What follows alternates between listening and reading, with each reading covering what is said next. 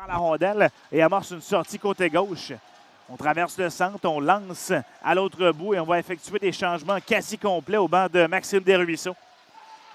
Les Foreurs ont été excellents à leur désavantage numérique. Poulain s'amène chez son adversaire. Son tir à la but!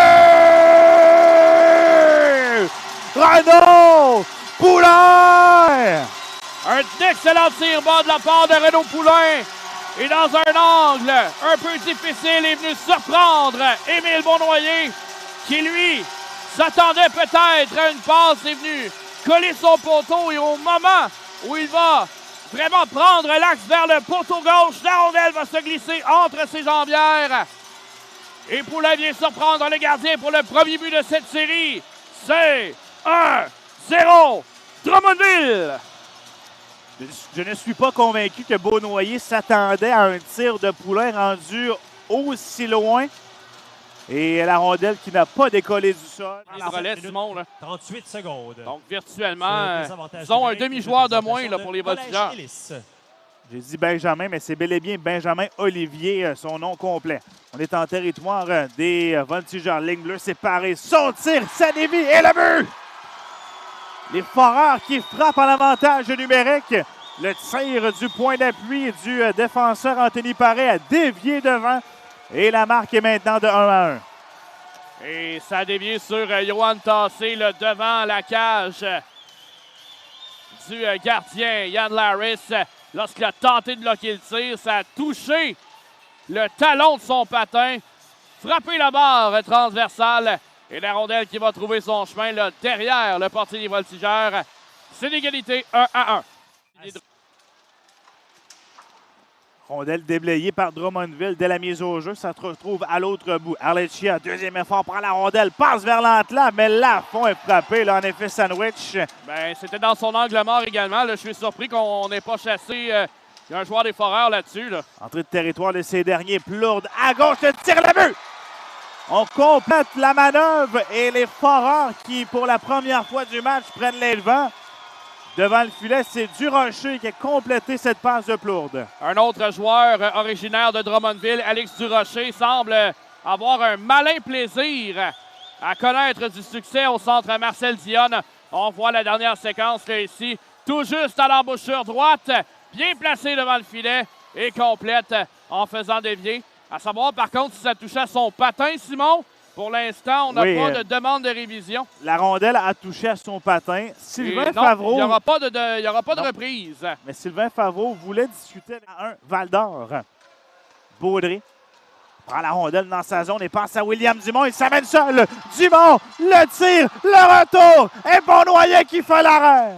Un tir avec son adversaire devant lui, Leroux. Ce dernier reprend la rondelle et passe à la ligne bleue. Un tir qui a tout juste dévié devant. Larris n'a plus de bâton, là, Simon. Oui, son bâton là, est derrière le but, très loin de son demi-cercle. De l'enclave, attention, le tir et le but. Plourde complète cette séquence. Cafouillage défensif pour les voltigeurs et les Foreurs mènent 3-1. Ce que j'allais dire là, sur la dernière séquence, Simon, c'est que présentement, les joueurs des voltigeurs sont à bout de bras. Il y a un petit manque de confiance en ce début de match. Et là, ben, Larris n'a plus de bâton. Passe parfaite à l'embouchure gauche pour Plourde. Et complète dans un filet complètement ouvert. Tu as dit petit manque de confiance. Moi, je dirais un grand manque de confiance. Il y a quelque chose qui tourne pas rond en cette première période, là, ça c'est sûr. Mais en fait, donnons le crédit aux Foreurs qui sont extrêmement. 17 minutes 37 à jouer en deuxième, 3-1 les Foreurs. Renaud Poulain, l'unique compteur pour Drummondville. Il a marqué le premier but du match. Entrée de territoire justement de Poulain. Belle feinte. Laisse pour Dumont. Une feinte à la but! William Dumont! Un jeu qui a été brisé 2 fois, Simon, mais quand même, la présence de William Dumont permet à ce dernier de reprendre la rondelle tout juste devant Beaunoyer. Et après 3 possessions consécutives en quelques secondes, c'est difficile pour le gardien des Foreurs de garder la visibilité sur la rondelle. William Dumont effectue une très belle feinte devant le portier des Foreurs et inscrit avec un tir à la glace à la gauche de Beaunoyer, c'est 3-2. Et la feinte de Dylan Dumont qui s'est transformée en passe pour son frère William qui lui a accéléré entre les deux défenseurs. Et clairement, la chimie est là. Demander des explications à Elisabeth Manta après. Révolution des voltigeurs numéro 17, David Beauson. 2 minutes pour avoir fait Je pense plus que Favreau tente 3 d'établir minutes une connexion, là, du moins. désavantage Le tir à but! numérique. Pendant ce temps, il y a les Du Foreurs collège qui Ellis. marquent dès les premières secondes du jeu de puissance. Et c'est le joueur, c'est Labelle hein, qui a déjoué Laris d'un tir des poignets. C'est 4-2. Pas grand-chose à faire là-dessus, là. Simon, immédiatement après la mise en jeu. Ça revient à ce que je disais. Remporter les mises en jeu. Encore plus important en série.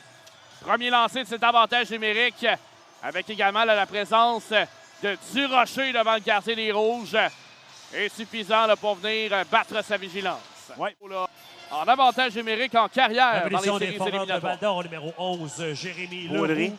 remet pour minutes Poulain qui bâton attaque élevé le cercle. à 4 Poulain minutes 15 derrière le but. secondes. Jeu tourniquet, le gardien était battu. Cet Ligne avantage 2, c'est numérique des Baudry. voltigeurs est une S'échange la présentation de rondelle Québec. avec Bourque. Drolet n'a plus de bâton, mais demeure devant le filet. Poulain devant le but! Drolet marque sans bâton. Est-ce qu'on va aller à la reprise? Ben, je peux pas croire, Simon, parce que Drolet avait une jambe sur la glace et l'objectif était de faire dévier le disque. L'appel sur la glace est que le but est bon, mais Drolet n'a plus de bâton et la seule solution qu'il a, c'est de se placer pour faire dévier la rondelle. Je pense qu'il y a une intention de faire dévier. Ouais, je ne peux pas imaginer que ce but-là va être accepté. Regarde le genou de Drolet. Place son genou. Il n'a pas marqué avec son patin, mais marqué avec son genou. Mais si tu marques avec une partie de ton corps de manière volontaire, le but est refusé. Et là, le règlement, Guillaume, si on s'amène dans l'enclave, le tir de Labelle par-dessus le filet. Ligne bleue, c'est Veilleux. Lance du point d'appui bloqué par son coéquipier Brisson devant le filet. Ligne bleue maintenant, on s'échange la rondelle. Fortin passe à droite. 5 marche, c'est le but! Du point d'appui. Les Foreurs en marquent un 5e.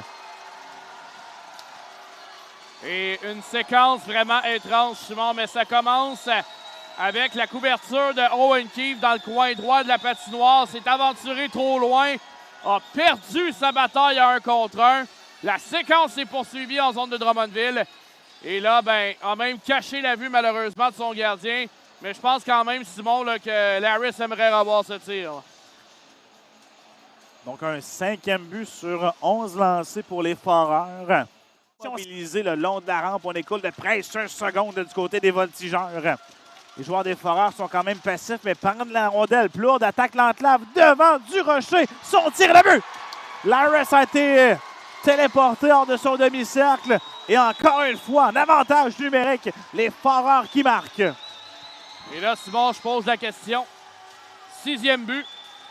Pour essayer de pointer les troupes. Est-ce qu'on retire Yann Laris? La question est très bonne, Guillaume.